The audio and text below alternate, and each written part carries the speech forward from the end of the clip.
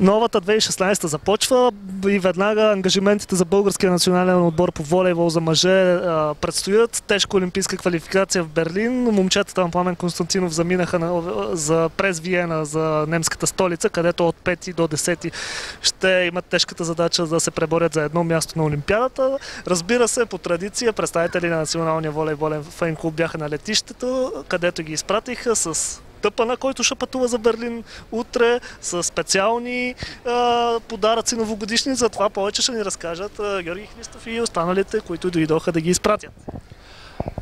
Дойдохме да си вземем довиждане с момчетата, въпреки че след 2 дни ще ги настигнем в Берлин, една част от нашите пътуват.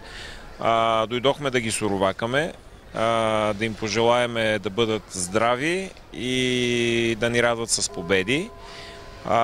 Дойдохме да им дадем последен български допинг, заквасено мляко с бациликус булгарикум. Последен допинг преди да се качат на самолета.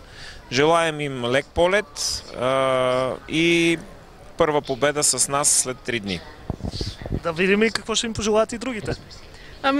Победоносен поход към Берлин и здраве и без контузии през новата година. Много победи, здраве и да няма контузии. Това е най-важното. Контузии да няма и много победи.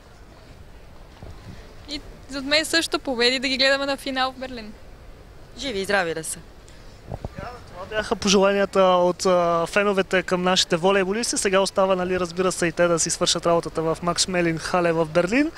Стискаме палци и ние, за да имаме отбор в колективните спортове на летните олимпийски игри в Рио.